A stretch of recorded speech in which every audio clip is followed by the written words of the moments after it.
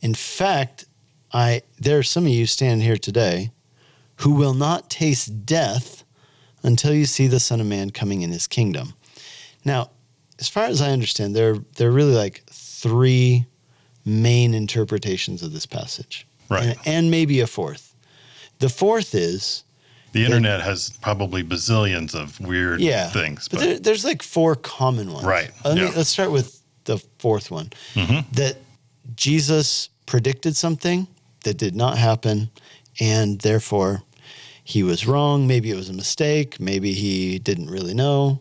But essentially, those people say Jesus is saying that his second coming is going to happen within the lifetimes of some of the people who are here. Yeah.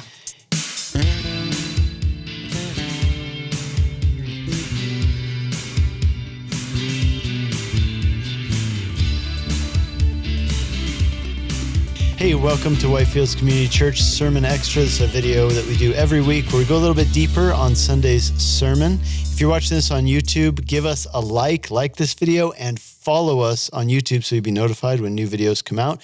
If you're listening on a podcast app, Apple Podcasts, Spotify, or some other podcast app, make sure that you subscribe and share this with somebody else so we can get this content in the hands of more people. Our goal with this is to help people answer questions they have about the Bible, help people take the next step in following Jesus, and we love doing this. So please help us, boost us in that algorithm by liking and sharing and following. All right. This past Sunday, I was in Germany, and you were preaching. Yeah, Guten Tag, Guten Morgen. So, all right. Jason, your message was called The Cost of Discipleship. You taught Matthew chapter 16, verses 21 through 28. Really important passage, right? This is like a shift in the Gospel of Matthew where we're seeing up until now, Jesus has been in Galilee. Now he's going to be moving towards Jerusalem and ultimately where he's going to be crucified. He broke the news to his disciples. They're still trying to sort it out. How is this possible? But Jesus said this really important thing, which was probably confusing for his disciples and actually still confusing for people who read the Bible. Here's what he said in Matthew 16, verse 28. Truly I say to you, there are some standing here who will not taste death until they see the Son of Man coming in his kingdom. Now, let me just set this up a little bit because Jesus has just announced that he's going to die. The disciples, they do not understand this. It's outside of what they assumed would happen with the Messiah, though it was not outside of what the scriptures had said. Yeah, that's key. And so Jesus is telling them, I'm going to die. I'm going to be resurrected. They don't seem to, they're so focused on the death part, they completely missed the other part. Yeah. But then he wants them to know, I'm still the king who is coming to bring in the kingdom of God, the eternal kingdom of God talked about by the Old Testament prophets. In fact, there are some of you standing here today who will not taste death until you see the Son of Man coming in his kingdom. Now, as far as I understand, there are really like three main interpretations of this passage. Right. And maybe a fourth. The fourth is... The internet has probably bazillions of weird things. But there's like four common ones. Right. Let's start with the fourth one. That Jesus predicted something that did not happen, and therefore he was wrong. Maybe it was a mistake. Maybe he didn't really know. But essentially, those people say Jesus is saying that his second coming is going to happen within the lifetimes of some of the people who are here. Yeah. And it does not seem that has taken place. Yeah, it really puts a wrench in the fact that, Jesus is God, and God knows, his plans, and he puts into motion his plans, but it seems to be like, well, Jesus just somehow misspoke and didn't know what was going on, and so theologically, there's a big problem there. Yeah, so some people would maybe even go as far as to say, well, Jesus himself said, not even the Son of Man himself knows the date of the second coming. And so maybe he was just spitballing it. Okay. Yeah, giving it the best shot. He was predicting the Super Bowl and lost. All right. Well, so just remind us of the interpretation that you shared on Sunday, which, by Right. the way, I agree with. Yeah, yeah. And so the interpretation is really that, he says some will not taste death, which implies some will. And so really he's just talking about when he dies on the cross and is raised from the dead, he is crowned with glory and honor, which is Hebrews 4. And therefore, that's when he is, his kingdom is inaugurated. It starts at that point. And the one person that he's saying some will, which means some won't, Judas was not there. He ended up betraying Jesus, hung himself because of that. And he was really pointing out the fact that, one of you won't be here. And that's a sad thing that Judas chose that path. Mm-hmm. But,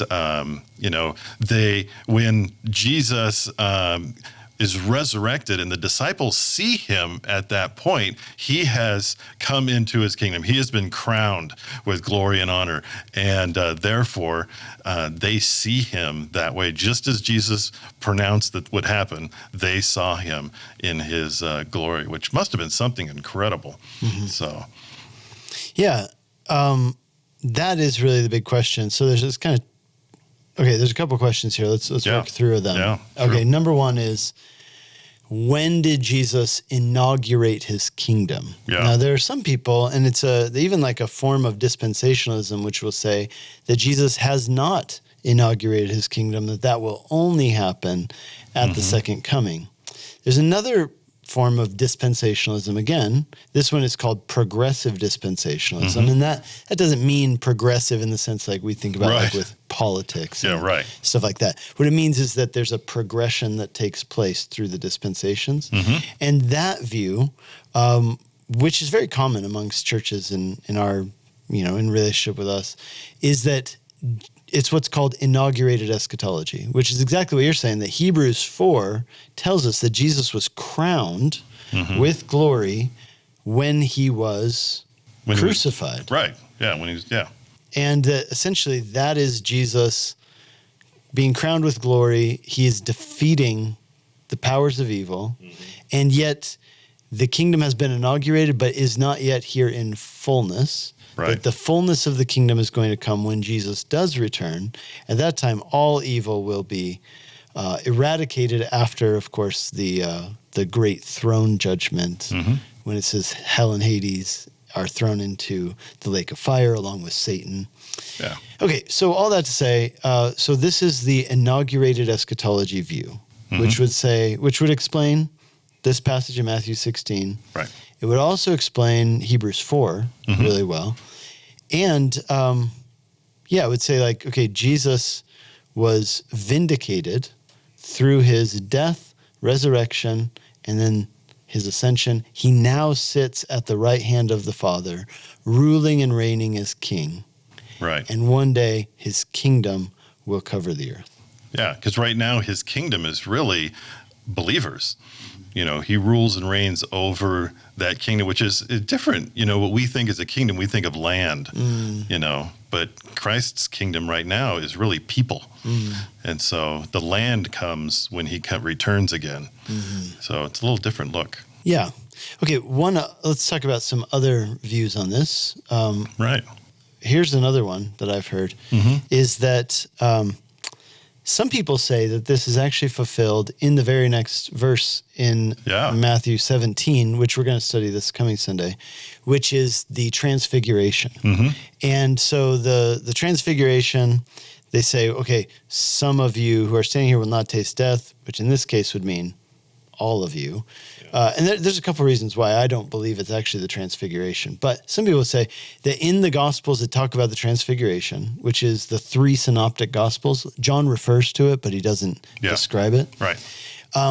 That's why the transfiguration always takes place in all these narratives right after Jesus telling them, not all of you will die before you see the Son of Man coming in his kingdom. Then he's transfigured. And some people say, well, that's the fulfillment of it. There you go. Yeah. Right. We say, why don't you hold that view? Yeah. Well, personally, I don't hold that view because of the fact that he said some of you will not taste death, which implies that some of you will taste death. And it only happens, 6 days later? 6 days later, yeah. Yeah, and all of them are still alive. They're all still there.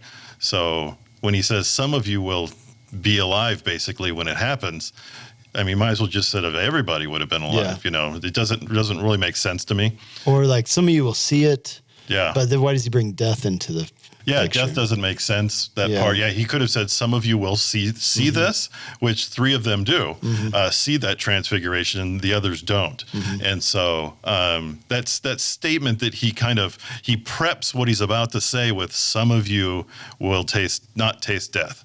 It doesn't seem to jive with the transfiguration at that point. So yeah, I think that's an evidence against the transfiguration. And another one that's worth noting, I think, is that the idea of the Son of Man coming in his glory, that comes from the book of Daniel. Yeah. And there in the book of Daniel, where that phrase is used, like the Son of Man is going to come in his glory, it speaks about the vindication of the Son of Man. And we really see the vindication being what? He's betrayed, crucified, and then his vindication is seen in his resurrection and later in his ascension.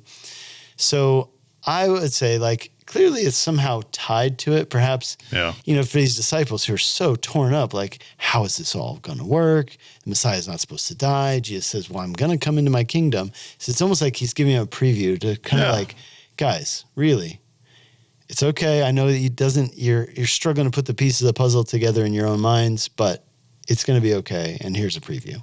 Yeah, I think that's really important that he shows them a vision of hey, look what it's going to look like when I come into my glory.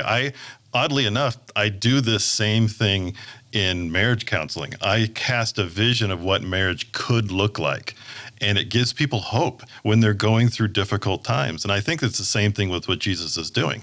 He's casting this vision of, look at the glory that I'm going to come into. So when you're going through these difficult times that are lying ahead as we're going towards Jerusalem, remember this, and this is what's going to happen. Yeah, totally.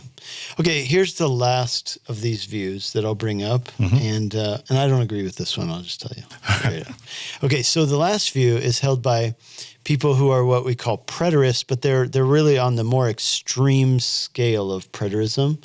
What preterism means is that the passages in like Matthew 24 and in Revelation, are we to view these as having already been fulfilled in the first century, or do we view them as yet to be fulfilled? So the yet to be fulfilled position is called futurism. The other option is preterism. And then there's a third option, which is that it's all meant to be understood allegorically, and that's called idealism. Yeah. Okay, so futurism, idealism. Now, preterism says that all these things were fulfilled. So they take a very literal reading of this where they say, well, in fact, this is actually kind of what they would say, the hermeneutical key. This is the key to interpreting the rest of the passages. Jesus said that some standing there would not taste death until they saw him coming in his kingdom. Therefore, Jesus' second coming, they said, must have happened within the lifetimes of the disciples, or at least minimum one of the disciples. Right.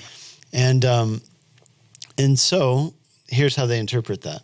There's a verse in the Old Testament which says, where God says to Israel, I will come and destroy you. But God didn't physically come and destroy them. What he did is that he destroyed them through the Babylonian military. So they take that concept and they bring it over here and they say, well, the same is true that Jesus, when he said that he would come, he didn't come back physically. He came back, if you will, allegorically in the Roman legion that sacked Jerusalem in 70 AD. And they would say that was Jesus's coming in his kingdom. And it was for the purpose of essentially punishing the Jewish people who did not receive Jesus as the Messiah in Jerusalem. Yeah. Yeah. Thoughts? It seems, when you compare that event in AD 70, the destruction of Jerusalem, the temple and everything, and you compare that with the description of Jesus coming back in the Bible, the Revelation, Gospels, it seems very anticlimactic. It seems like it's a pretty huge event when it's described that nobody's going to miss that. And then you get with, well, it's not really a physical, and it's just kind of this. And I got to tell you, it's pretty let down. It's to me, I see this incredible description, and it's just the Romans. They came and sacked things. So that's one thing that I think of immediately. That it's not as awesome as it is described in the Bible, if that would be true. Yeah, and I'll give you another reason why I don't believe it is because it says, Jesus says as he's ascending, he says, in the same way that you saw me ascend, you will see me return. And how will that be? Physical and visible. Yeah. And you could possibly go to the next one and say, on the Mount of Olives. But let's remove that one just for the sake of argument. Right. Physical and visible is that would be the same way. Yeah. And so essentially they're saying that Jesus' coming was not visible, it was invisible, and it was not physical. Right. In the sense of Jesus himself, it was an invisible, and he inspired this army to do that. Now, that might all be true, right? That God did send the Roman legion as a form of judgment upon those who rejected the Messiah. I don't actually disagree with that. Yeah.